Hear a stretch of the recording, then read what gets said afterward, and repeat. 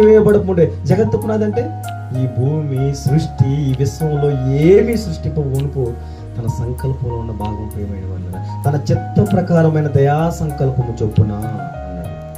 ఆయన సంకల్పంలో ఇవన్నీ పెట్టేశాడు ప్రియమైన వాళ్ళ. అందుకు నిలువెత్తి నిదర్శనంగా 3 వచనాలు చూపిస్తాను, ఎంత చక్కగా మీకు అర్థం చేసుకుంటూ చూస్తాం. ఓకేనా? చూడండి, ప్రకటన గ్రంథము 13వ అధ్యాయం 8వ వచనం చూడండి. ప్రకటన గ్రంథము 13వ అధ్యాయం 8వ వచనం చూడండి ప్రియమైన వాళ్ళ.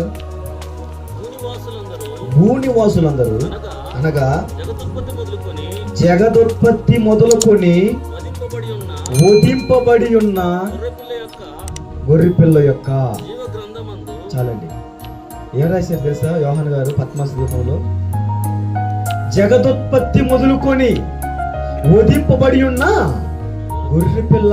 మరి ఎక్కడ వధింపబడ్డాడు ఆయన? ఈ భూమి మీద కదా వధింపబడ్డాడు.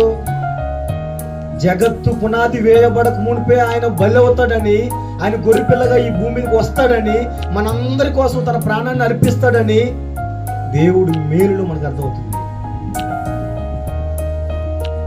వధింపబడి ఉన్న, ఎప్పుడు వధింపబడ్డాడు ఆయన? పరలోకంలో వధింపబడ్డా? భూమి మీద వధింపబడ్డాడు. ఎప్పుడు సంకల్పం ఇది? జగత్తు పునాది వేయబడుతుంది, పరలోకంలో సంకల్పం. ఎపిసి పత్రిక ఇంకో మాట చూడండి. ఎపిసి పత్రిక 2వ అధ్యాయం 7వ వచనం చూడండి. ఎపిసి పత్రిక 2వ అధ్యాయము 7వ వచనంలో ఒక ముఖ్యమైన మాట మాట్లాడుతూ చూడండి. క్రీస్తు యేసునందు మనలను ఆయనతో కూడా లేపి, చాలా జాగ్రత్త చదవాలి ఈ మాట మాత్రం.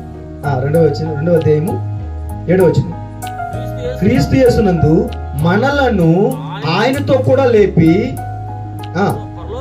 పరలోకమందు ఆయనతో కూడా కూర్చుండబెట్టెను. భూతకాలం అది. ఆయనతో కూడా కూర్చుండబెట్టెను. ఎప్పుడు జరిగింది ఇది? మనం పరలోకం వెళ్ళామా? ఇప్పుడు మన ఇక్కడ కూర్చున్న పరలోకం వెళ్ళారా? మరి పరలోకంలో కూర్చొని పెడతామండి. యేసు మాటలు మాట్లాడుతాను ఇక్కడ. అర్థమైందండి ఆ మాట చదివితే? అసలు జాతకండి.